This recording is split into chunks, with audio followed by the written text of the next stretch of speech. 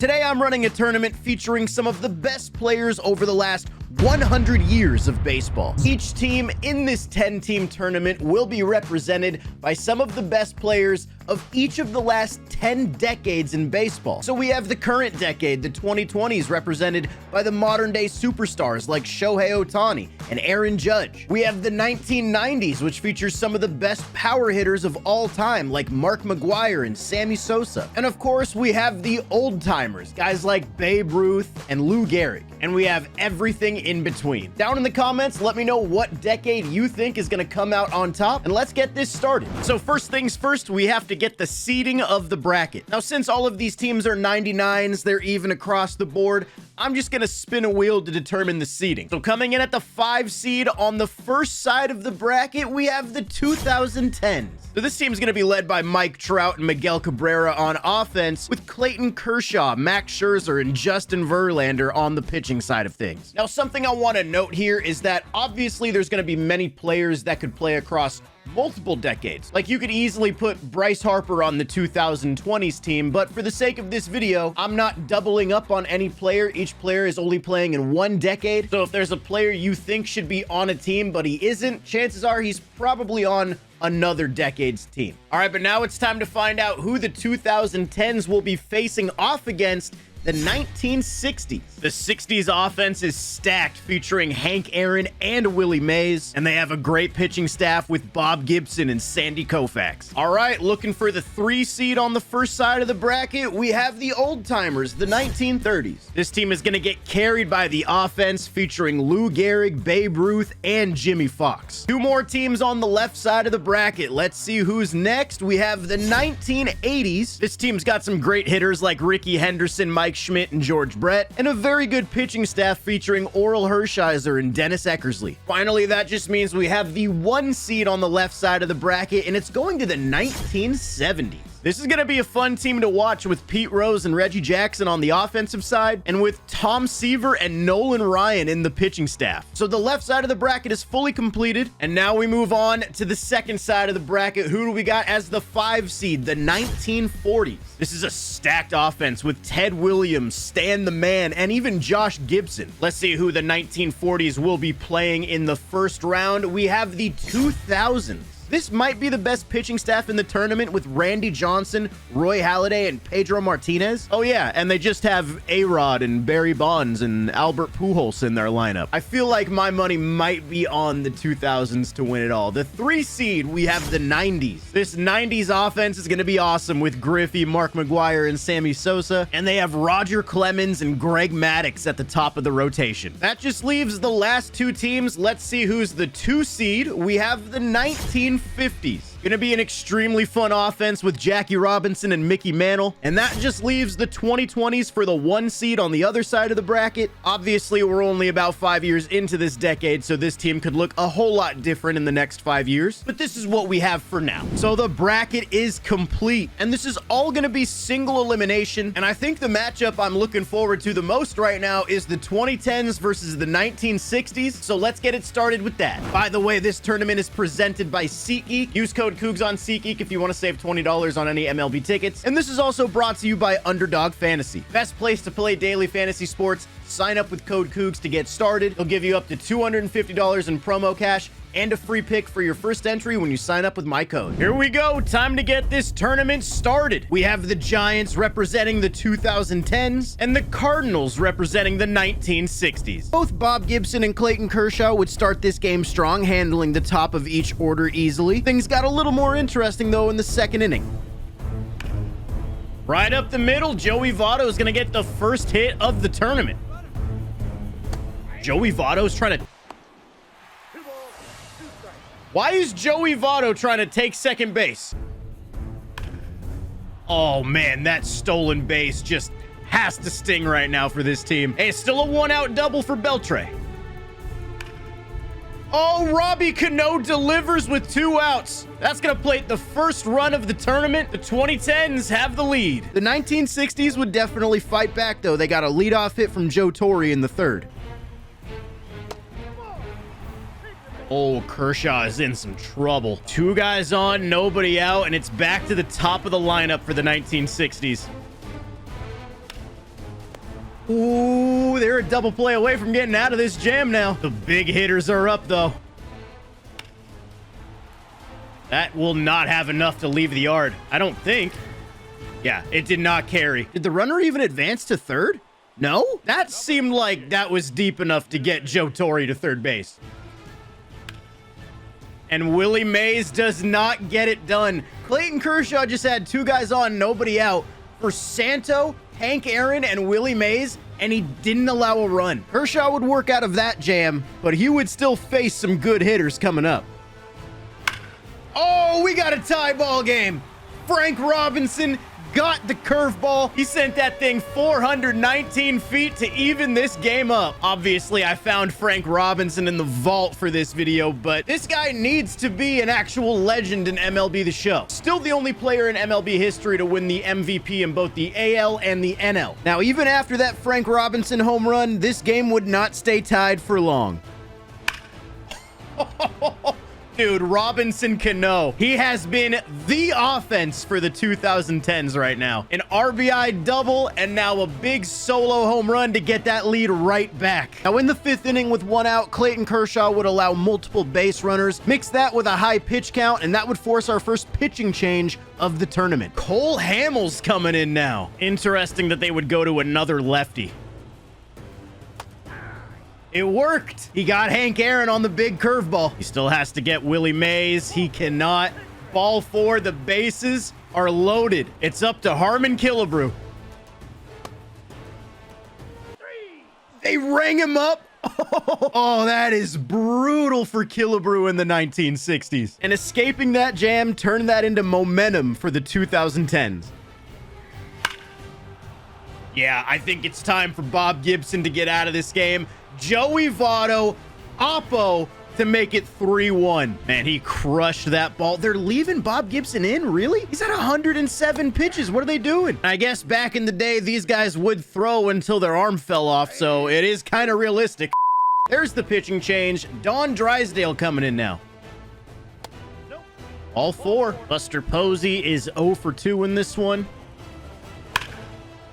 Yep. He deleted that offer real fast. The 2010s are starting to pull away with a 4-run lead now. Things would continue to go this way as Robinson Cano would add another RBI on a bases-loaded single, and Cole Hamels would continue to dominate this 1960s offense out of the bullpen. That's going to be one. Easy play for Bryce. Make it 2 outs. That should do it.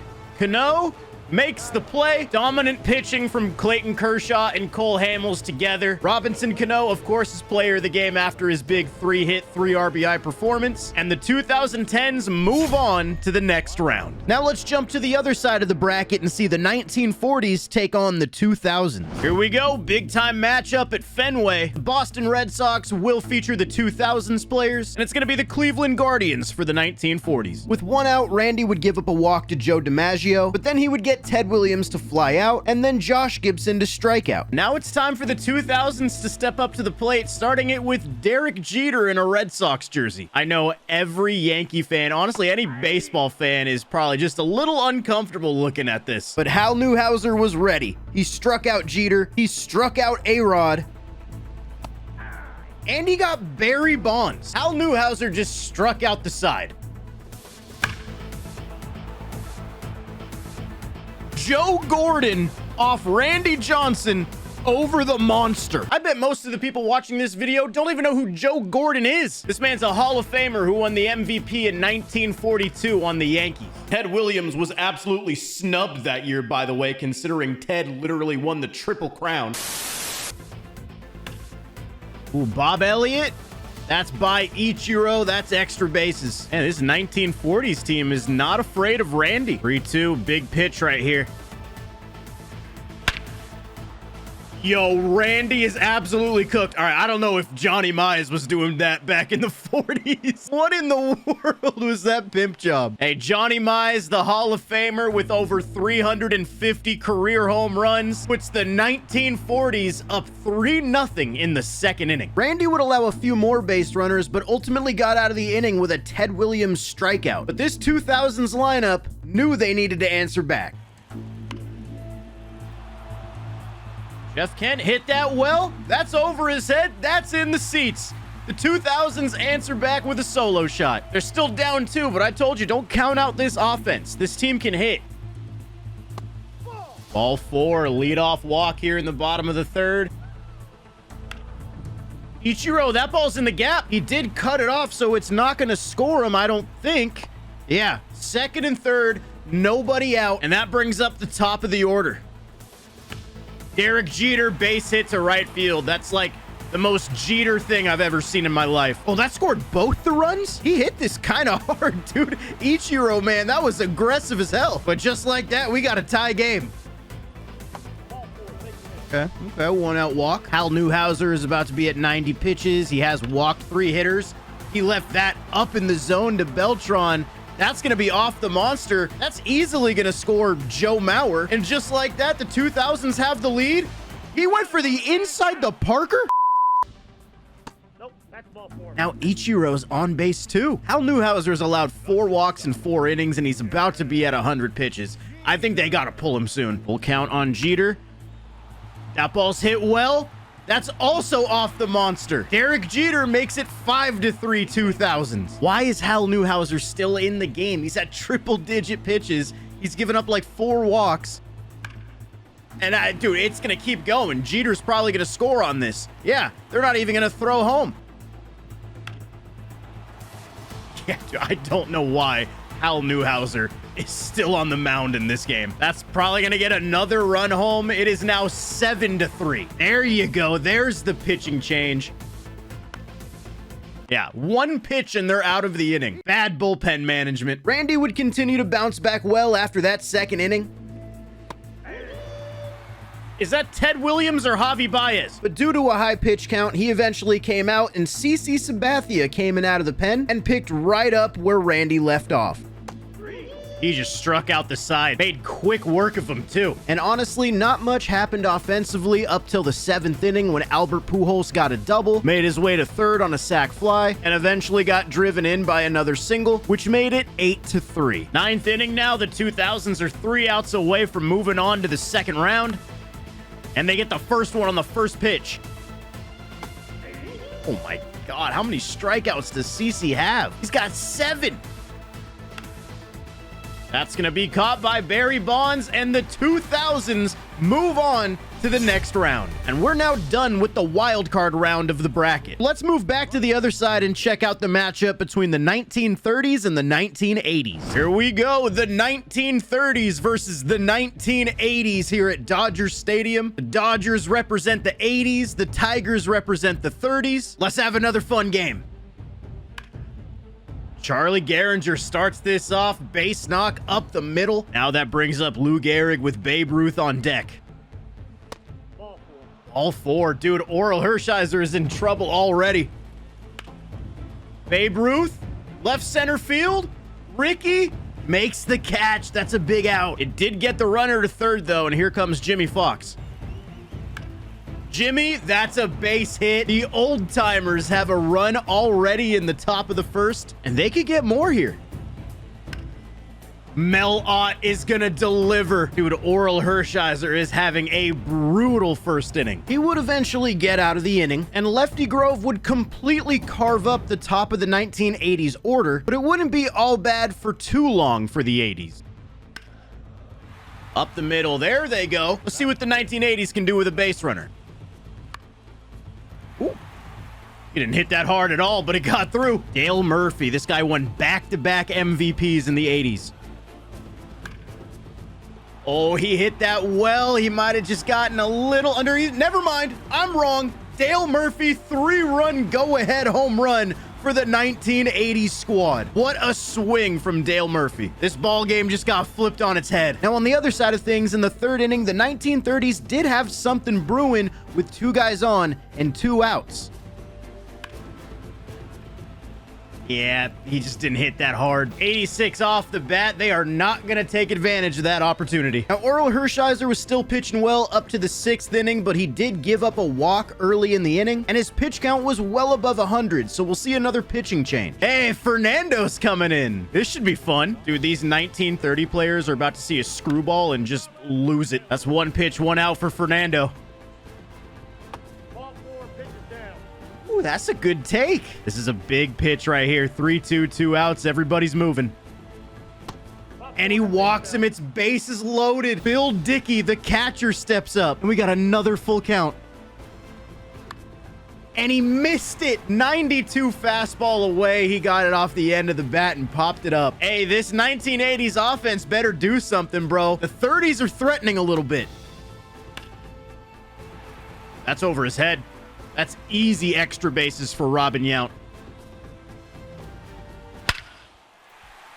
Dale Murphy's the best player of all time. I've seen enough. This guy's got 2 home runs in this game. He is single-handedly winning this game for this 80s squad. This one was crushed. Yeah, that's it for Lefty Grove. In comes good old Dizzy Dean. That's one of the ugliest strikeouts I think I've ever seen. This 1930s offense would continue to struggle as they had no answer for Gossage in the 8th inning. The offense of the 1980s would add to their lead after Gary Carter drove in Eddie Murray from second base. And in the 9th inning, the 80s called on the talents of Rick Sutcliffe to finish this game out. They have 8, 9, and 1 due up. If they could get a couple base runners, this could get interesting with Lou Gehrig and Babe Ruth coming up shortly. Marky Vaughn is not setting the tone. Yep, that is 2 down. The 80s are 1 out away. Strike 3 on Lou. The 1980s carried by a huge performance from Dale Murphy and some very strong pitching from Orel Hershiser after a rough first inning lets them advance to the next round. Now let's jump back to the other side of the bracket and see the 1990s take on the 1950s. Here we go. We're in the Bronx. The New York Yankees represent the 1950s with the Toronto Blue Jays as the 90s. Robin Roberts on the bump for the 50s. Let's see how this goes. How do you strike out on that, Barry? Wow. He got Mark McGwire, too. Robin Roberts is him. Hey, the 90s have Roger Clemens, though. He should be pretty dominant. That's going to be a tough play for Barry Larkin. Yeah, Jackie's got wheels.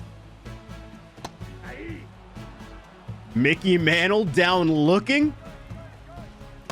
Oh, pitch out. He's out. Wow, I thought he was safe. What a throw from Mike Piazza on the pitch out.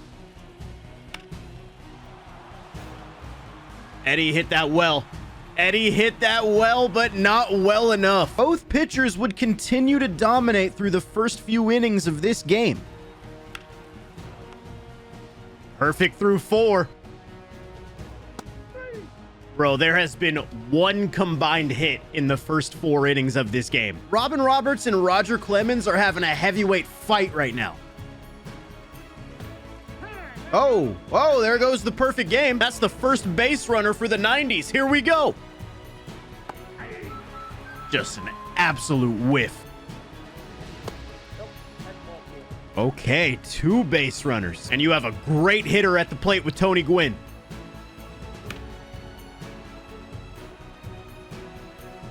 Getting Tony Gwynn there is so huge. Still, though, Mike Piazza can do the job. Off the end of the bat, he swung at a ball as well. Robin Roberts escapes the jam, and the no-hitter is still intact. This game would be even more of the same as the innings kept going on. Every time Robin Roberts had a strong inning, Roger Clemens would turn around and do the exact same thing. On to the 7th. The no-hitter is still intact, by the way, for Robin Roberts. He's given up some walks, but he is still not allowed a hit through 6. Sometimes that curveball is 73, sometimes it's 80. How do you adjust to that as a hitter? See what I mean? 73 the next time he throws it on 2 strikes. What am I witnessing right now? Oh my God, something in play. I feel like I've only seen strikeouts for the last 15 minutes. Wow. Is this like the best head-to-head pitching performance the world has ever seen? Robin Roberts has 120 pitches with a no-no still going here in the 8th. They're letting the man work. Oh my God, Eddie Matthews makes a big play. That's a good take from Piazza. That's another walk Robin Roberts has given up. Full count on Craig Biggio now. Not gonna do it. I got no words at this point. The crazy thing is, because of pitch count and the walks, Roger Clemens might actually be out pitching Robin Roberts, and Roberts has a no-no going into the 9th inning. This is insane. Strike 3. He got him on the high fastball. That's 14 strikeouts for Clemens. 2-out knock. Okay.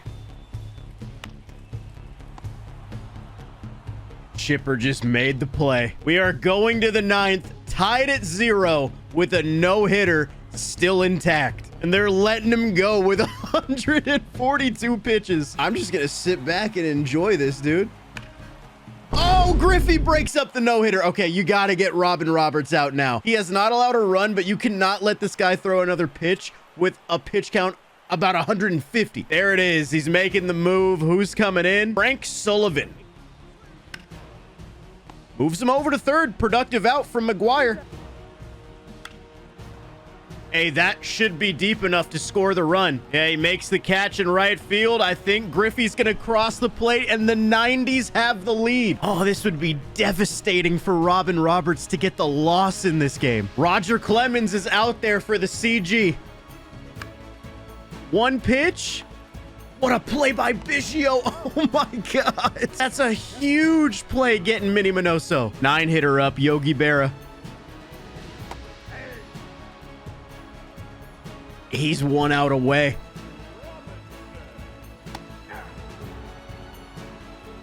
That's one of the best pitching performances you will ever see. He single-handedly moved the 1990s team onto the next round. Robin Roberts has to be devastated after that loss. All right, let's get back to the other side of the bracket and check back in with the 2010s to see how they fare against the 1970s. So we're up in Oakland for this next game, as the Oakland A's will represent the 1970s team. So Nolan Ryan came out strong, easily handling the top of the 2010s order. The 2010s have Max Scherzer on the mound this time around. Let's see how he fares against this lineup.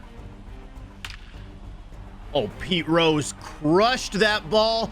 That's a leadoff home run for the 1970s. Pete Rose, perfect off Max Scherzer. Oh, that's off his leg. Reggie might beat that. He's safe. Oh, and Reggie's running first pitch. He's in there. That moves him over to third. Ball 4. Scherzer struggling. Scherzer would get Bobby Grich on a check swing strikeout, and then he would actually strike out Yastrzemski to end the inning. So only allowing 1 in that jam is kind of a win for the 2010s. Scherzer definitely settled down after that first inning, as the 2010s were trying to break through on Nolan Ryan. Ball 4, leadoff base runner here in the 4th. Miggy! Gotta swing the bat. Ooh, that was a tough pitch. Up the middle. Okay, they're still in business. Big spot here for Andrew McCutchen. Down the line, that's going to tie the game. They could still get the lead here with Robinson Cano. Nope, strikeout on a high and away curveball. Hey, it's a tie game. They finally got after Nolan Ryan. 2010s were not fazed by that missed opportunity to score more runs. Ooh.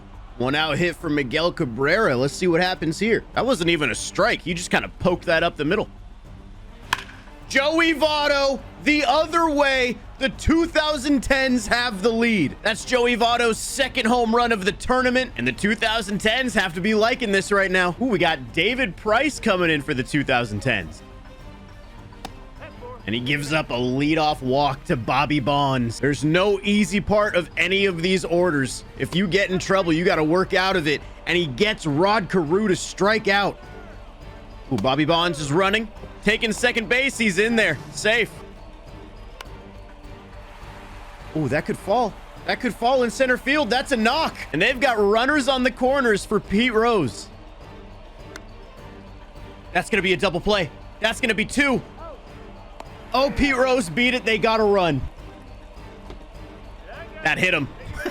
Oh, David Price is in a jam right here. He has got to figure it out. And he gets Johnny Bench on a cutter. Oh, that's brutal for the 70s. 2010s need some insurance right now, dude. That's going to fall. Miguel Cabrera is going to get a leadoff hit here in the 8th. That's going to be two fluke hits to start this inning. What is going on here? Catfish Hunter is getting MLB The Showed. He does get Beltre, though, on a great high and away heater. They're doing a double. You're doing a double steal with two guys on and Miguel Cabrera as the lead runner with McCutchen at the plate. Yeah, no, I'm sorry. If you're the 2010s, you deserve to lose after that. Oh, they're going to Kenley for the bottom of the 8th. Ooh, he swung at ball 4. Lindor's making that play easily. Oh, never mind. I'm wrong. The throw pulled Votto off the bag, and now the 70s have something brewing. They're bringing in Dave Parker as a pinch runner. Oh, nice play from Harper. Damn. Oh, Bobby Bonds. That's in the gap.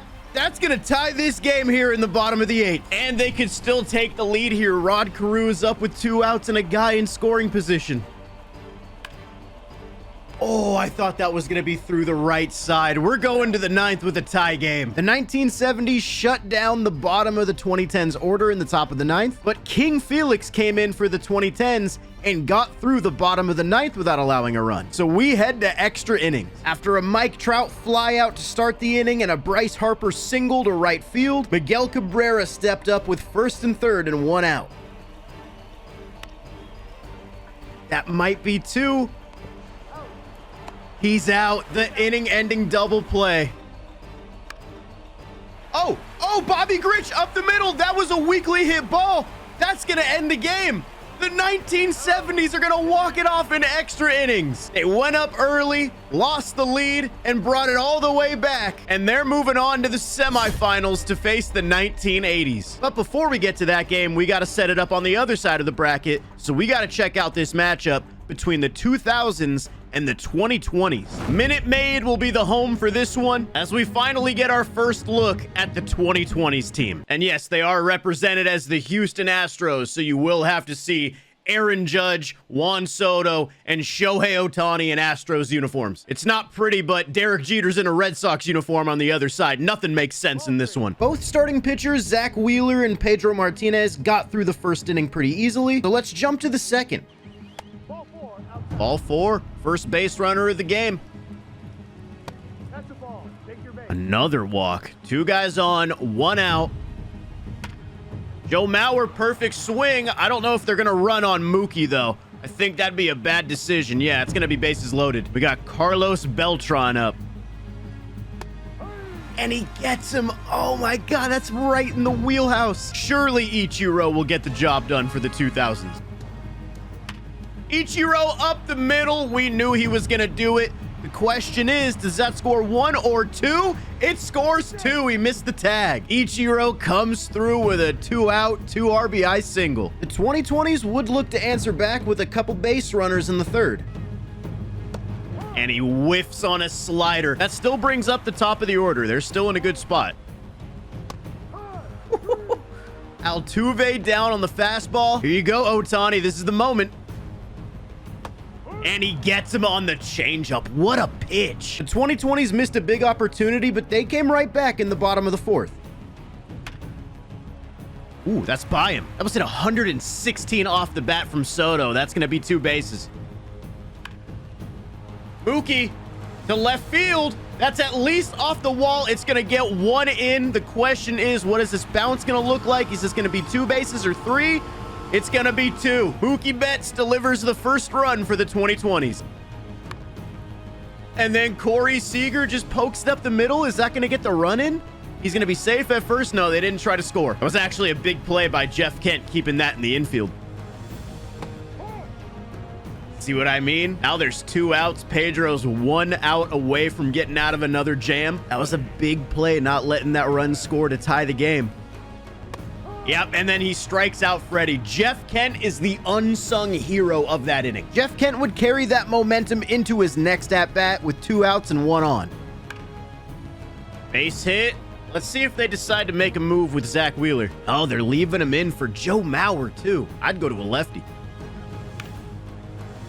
See what I mean? I don't know if I'm leaving Zach Wheeler in that spot. Joe Mauer delivers a huge swing. Pedro Martinez was done messing around. He got the heart of the order. Aaron Judge, Juan Soto, and Mookie Betts down easily, and things just kept on rolling for the 2000s. Man, they just keep going. Jeter to the right side. It's going to be a double play, but it's going to add to the lead. It might not even be a double play. Yeah, A-Rod beat the throw. It's now 5-1. They would add another run. They just keep going. And another run. They just keep piling on. And that was going to be plenty.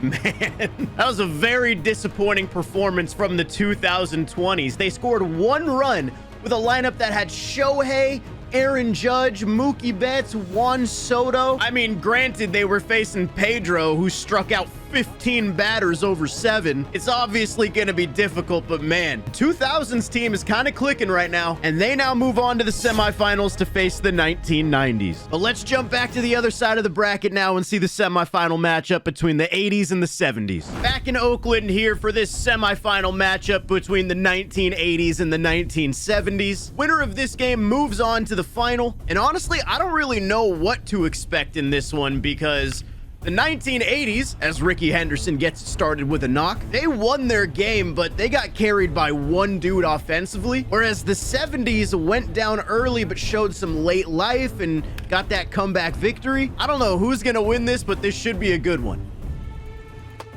Ooh, you can't be swinging at that, Schmidt. That's another strikeout. I'm surprised Ricky hasn't tried to take second yet. Oh, that ball is fielded in center, but with Ricky's speed, I don't know. They may get aggressive here. He's gone. Wow. What a play from center with the relay over there. Big missed opportunity for the 80s. Jack Morris would make quick work of the 70s lineup in the first inning, and that sets the stage for Gary Carter. Oh, Gary Carter hit that well. I think this might carry out of here. Gary Carter gets the 80s on the board with a 2-out solo home run. And he just took it where it was pitched. That was a slider right off the plate, but a little elevated. The 80s are in front. The 70s offense would draw back-to-back walks in the 3rd inning, which set up a big scoring opportunity. 94, and he blew it by him. Probably not enough to score him. This should be bases. There is some aggressive sends by the third base coaches so far through the first 3 innings. The 80s offense would miss another chance to score in the 4th inning, and they would leave another runner stranded in scoring position in the 5th inning. And in this tournament, you can't let teams stay in these games. Oh, Bobby Bonds, solo shot to center. Bobby Bonds has now delivered a couple really big swings for this 1970s team in this tournament, and we got a fresh ball game here in the 5th. Now, this score would remain the same for a bit. We'd see a couple pitching changes with the 70s bringing in Steve Carlton, and eventually the 80s bringing in Dave Stieb. But I'm just going to jump to the 9th inning where we remain tied at 1. Got Dale Murphy. 2 down. And that's it for the top of the 9th. Do the 70s have another walk-off in them? Oh my God. Oh, Bobby Grich hit that hard. The 1970s find themselves in extra innings again. And this 10th inning would be a little different than the last. Up the middle, Mike Schmidt. He's going to deliver the go-ahead run. And that is going to continue the inning. If that's fair, that's a huge swing from Eddie Murray. That adds another run to this 1980s lead. It's 3-1. And now Jim Palmer needs to come in and get this last out to try to keep the 70s in this game. And that's going to be another hit down the right field line. It's 4-1 for the 1980s. They're just finding spots in the outfield, dude. And now we'll see if the 70s have any fight left as they try to beat Dennis Eckersley. Got him with a sinker. They're going to easily let that guy get to third. They're playing for outs. That's 2. And that's it. The 1980s beat the 1970s in an extra innings game, and that officially moves the 1980s into the final. But let's find out who's joining the 80s in the final as we go to the other side of the bracket to see the 1990s take on the 2000s. Here we go, up in Toronto for the semifinal game between the 90s and the 2000s. The top of the lineup for the 2000s did not start off hot against Greg Maddux, and things would start off a little differently for the 1990s this time around.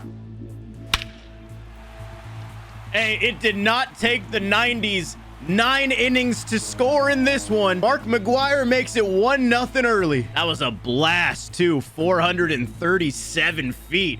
That's a Big Mac home run. But this 2000s offense was not phased at all. Hey, that's hit well. Jeff Kent hit that well, and that's gonna leave. The 90s got the lead, and Jeff Kent said, nope, I'll go ahead and take that from you. It's now 2-1 for the 2000s. Oh, did Barry Bonds finally hit a home run in this tournament? Oh, it's off the top of the wall. Hey, he does have wheels, though. How is this gonna be an inside the Parker? Did Barry Bonds just hit an inside the park home run? Oh my God, he did it. That is insane. Look at him go. It's 3-1 2000s. And Barry Bonds wasn't only going to make his presence known offensively. Griffey, that's hit very well. It's carrying. Oh, Barry Bonds made the catch. He saw exactly what happened in right center field when he hit it. He was not about to let Griffey get an inside the Parker too. Okay, well, there's a hit with 2 outs. And there's a walk with 2 outs. All of a sudden, Chipper Jones is up as the go-ahead run. And Chipper goes for the changeup low. They get nothing. Oh, Albert crushed that. It might be a 4-1 game. It is going to be a 4-1 game. The 2000s just keep adding to this lead. And that is it for Greg Maddux. In comes Chuck Finley. Chuck Finley threw 1 pitch, and now it's 5-1. The thing about this 2000s lineup is that it almost just feels like this team just kind of feeds off each other. When they get going, they're just not gonna stop. Now, on the other side of things, Roy Halladay was throwing an absolute gem, setting down big 90s hitter after big 90s hitter, but he did find himself in a little bit of trouble in the bottom of the 6th. And that's gonna score a run. All right, so there is some life here with the 90s. All of a sudden, the tying run is at the plate. And Chipper is not going to come through again. They've had a couple chances, but they're just not coming through in those big moments. This score would remain the same as Mariano Rivera would come in the 8th inning and get a clean 1-2-3. And then Billy Wagner was coming in for the save in the 9th inning. Ooh, Sammy? Nope. Warning track power. Hitting a batter in the 9th inning. That's bold. Oh, dude, Chipper just has had no clutch gene in this game. That's going to do it. That's going to stay in the yard. Ichiro. I thought that was a, like, easy fly ball. It's a one-run game. Okay, hold on. Hold on a second. The 2000s are going to Andy Pettit. This just got kind of crazy. Now they got it. Wow, that was wild in the 9th. But the 2000s hold on to win. And our finals matchup is set with the 1980s versus the 2000s. It all comes down to this. Let's crown a champion. Ron Guidry would take the mound for the 80s and get through the top of the first no problem. And the big unit would make his way back to the mound after his 3-game rest for the 2000s. And he also got through the first pretty easily. Let's get to the second inning where things really get started. Well, that's a fair ball. That's going to be easy. 2 bases for Carlos Beltran, if not 3. And he's going for 3, and he's in there. Bad throw on the cutoff. Oh, wait, this might be interesting. Ooh, it might actually be better that he let that fall because I think he scores easily if he actually catches it. Yeah, you set up the strikeout on the next pitch. Derek Jeter will get the job done in the next at-bat, though. The 2000s are on the board first, 1-0. Make it 3-0. A-Rod, that was 114 miles per hour off the bat. What was the distance? 438. This is what I was saying about the 2000s, bro. It feels like once they get going a little bit, everyone just feeds off it. Now, Randy Johnson would just dominate this 1980s offense. He really didn't run into any trouble until there were 2 guys on with 2 outs in the 5th inning. Right to A-Rod at third base. That's the most pressure they've put on Randy Johnson so far, but he still worked through it no problem. And as we talked about earlier, you cannot waste scoring opportunities in a tournament like this. A-Rod again. Is that his second of the game? It is. Alex Rodriguez, 2 homers in the championship game of this tournament. He might be well on his way to a tournament MVP. And that's going to do it for Ron Guidry. Honestly, maybe a little too late on this move. Here comes Dave Stieb again. They're starting to run away with it, dude. The 2000s are starting to smell the championship. Albert with another big home run. That might get down. Oh, it's off Whitaker's glove. That's 4. Take your base. The inning continues. Is that going to score another run? I think it is. Yep, he's in there. It's 6-0. This team is firing on all cylinders.